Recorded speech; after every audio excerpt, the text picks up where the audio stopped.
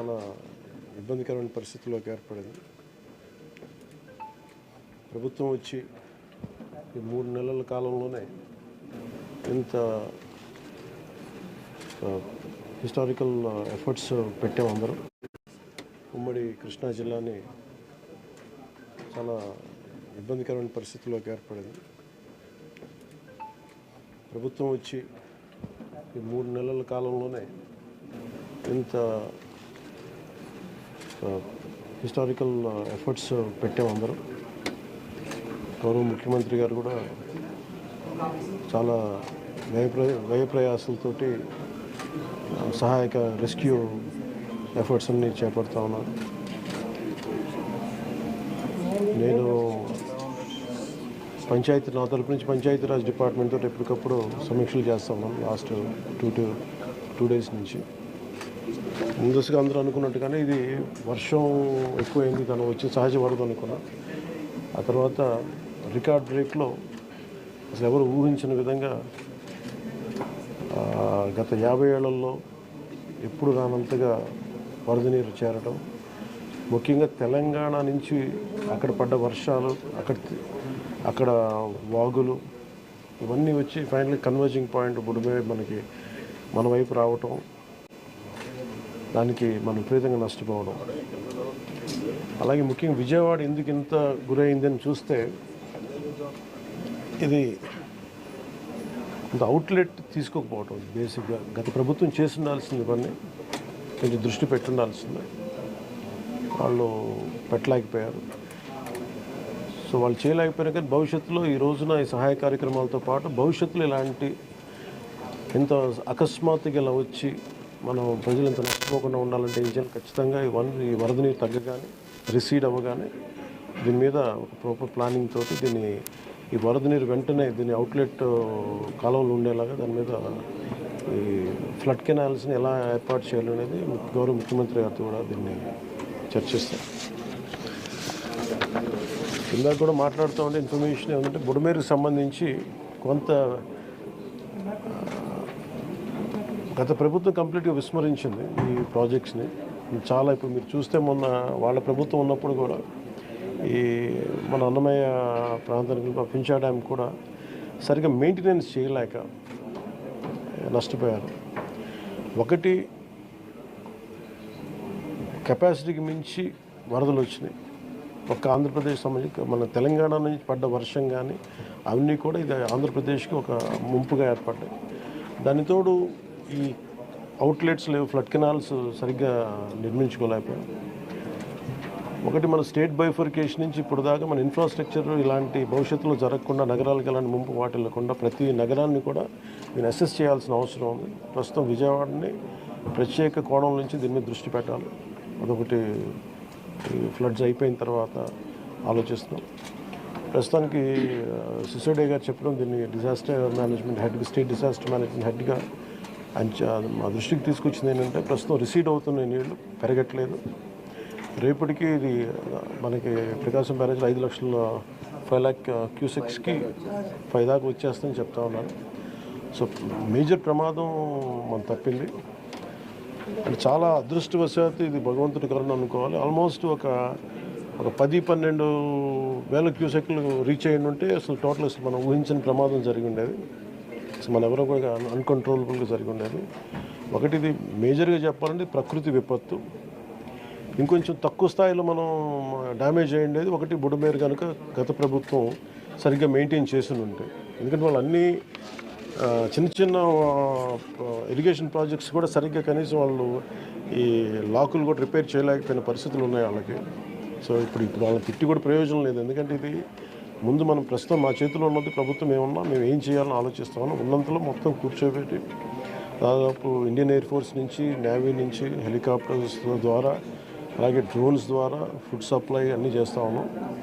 అలాగే సహాయ కార్యక్రమాలు ముందుకు తీసుకెళ్తా ఉన్నాం. అలాగే పిఆర్ పంచాయతీరాజ్ నుంచి కూడా దాదాపు 242 టీమ్స్ని ఈ రోజున 262 టీమ్స్ని ఏర్పాటు చేయడం జరిగింది. ఇది వరద ఎఫెక్ట్ కాని జిల్లాల నుంచి ఈ ప్రత్యేకించి మన ప్రిన్సిపల్ సెక్రటరీ గారి ఆధ్వర్యంలో ఇది ముందుకు తీసుకెళ్తా ఉన్నాం. ఈ రెస్క్యూ కార్యక్రమాలకి చాలా బాధాకరమైన దాదాపు 19 మంది చచ్చిపోయారు. చాలా వారికి మనస్ఫూర్తిగా నా సంతాపం తెలియజేస్తాం. అలాగే ఒక ఇద్దరు మిస్ అయ్యారు. ఒక పశువులు దాదాపు 136, అలాగే దాదాపు 1,72,000 హెక్టార్లు పంట నష్టం జరిగింది. అది ఉద్యాన పంటలు కానీ లేదంటే మామూలు మన ప్యాడీ కానీ ప్యాడీయే దాదాపు 1,72,000 హెక్టార్లు. హార్టికల్చర్ వచ్చి ఒక 15,000 హెక్టార్స్ ఉంది. అలాగే 176 రీహాబిలిటేషన్ సెంటర్స్ని ఏర్పాటు చేయడం జరిగింది. దీనిలో ముఖ్యంగా ఈ దాదాపు 328 ట్రైన్స్ క్యాన్సిల్ చేయడం జరిగింది. 6,44,536 మంది ఈ వరదల వల్ల ఎఫెక్ట్ అయ్యారు. దాదాపు 193 రిలీఫ్ క్యాంప్స్ మెయింటైన్ చేయడం చేస్తున్నాం. అలాగే దాదాపు 42,707 మందికి రిలీఫ్ క్యాంప్స్లో అకామిడేట్ చేసాం. దాదాపు 194 మెడికల్ క్యాంప్స్ ఆర్గనైజ్ చేసాం. దీనికి ఇది ఇంకొక ఈ డేంజర్ ఇలా కంటిన్యూ అవుతుందా లేదని చూస్తుంటే ఖచ్చితంగా తగ్గుముఖం పడుతుంది. ఇది గాబరా పడాల్సిన అవసరం లేదు. అలాగే మేము సహాయ కార్యక్రమాలు పాపం అందరూ కూడా పిఆర్ పంచాయతీరాజ్ దగ్గర నుంచి స్టేట్ డిజాస్టర్ సిసోడియా గారి అధ్యక్షతన గౌరవ ముఖ్యమంత్రి చంద్రబాబు గారి ఆధ్వర్యంలో సహాయ కార్యక్రమాలు స్టేట్ డిజాస్టర్ మేనేజ్మెంట్ అలాగే నేషనల్ డిజాస్టర్ మేనేజ్మెంట్ అందరూ ఒకటే ఇన్ ట్యాండెం కలిసి పనిచేస్తూ ఉన్నారు. సో దాదాపు ఈ సెంటర్కి 600 to 700 కాల్స్ వస్తూ ఉన్నాయి. ఈ సెంటర్కి ఎక్కడెక్కడ ఇబ్బందులు ఉన్నాయంటే అడ్రస్ చేస్తూ ఉన్నారు. అతి తక్కువ సమయంలో ఇంత ఎఫెక్టివ్గా పనిచేయగలిగాం. కానీ భవిష్యత్తులో ఇలాంటివి జరగకుండా ఉండాలని మేమందరం కోరుకుంటున్నాం. అలాగే ఆ దిశగా పనిచేస్తాం.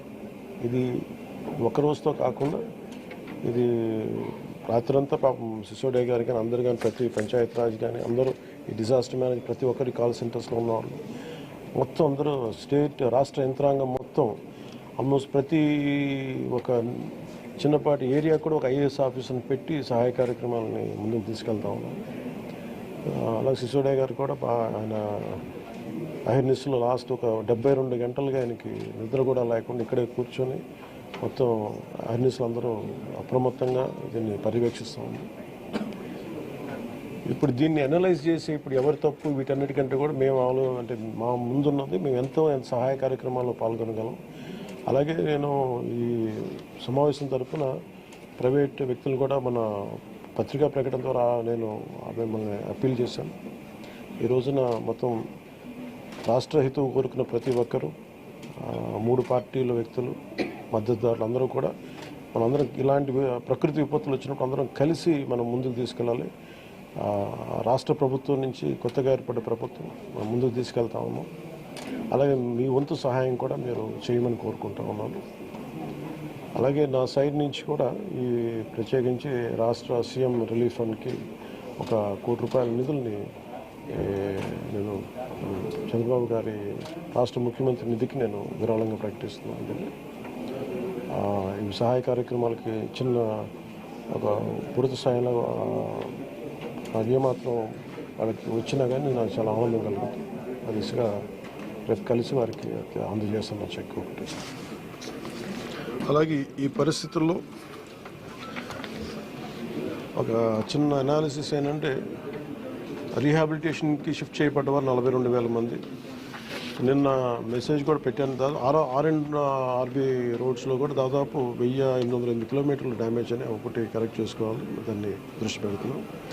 అలాగే 188 బోట్స్ యాక్షన్లో ఉన్నాయి, దాదాపు 5 హెలికాప్టర్స్. అలాగే గజేతగాళ్ళు దాదాపు 283 మంది సహాయ కార్యక్రమాలు పాల్గొన్నారు. దాదాపు 3 లక్షల ఫుడ్ ప్యాకెట్స్ సప్లై చేశాం.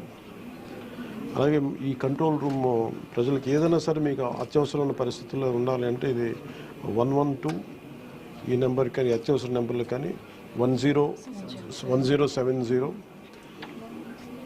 సో 112 మీరు ఎక్కడున్నా సరే విపత్తులు ఇరుక్కుపోయి ఏదైనా కష్టం ఏదైనా ఇబ్బంది ఉందంటే వెంటనే మేము స్పందిస్తాం. దానికి మీరు కంట్రోల్ రూమ్ నెంబర్ 112, ఇంకొక నెంబర్ 1070. ఇది కాకుండా 1800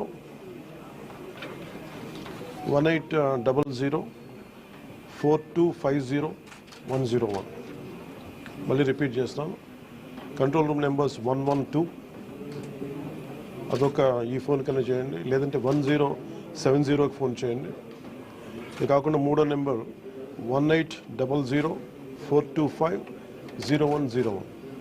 మీరు ఈ కంట్రోల్ రూమ్కి చేసిన మీకు ఏ సహాయకరమైన ఎక్కడో విపత్తులు మీరు ఇరుక్కుపోయినా కానీ మేము వెంటనే తక్షణంగా స్పందిస్తాం తెలియజేసుకుంటే. అలాగే దాదాపు 80 కోట్ల రూపాయలని జిల్లాలకి ఈ రిలీఫ్ అండ్ రీహాబిలిటేషన్కి విడుదల చేయడం జరిగింది.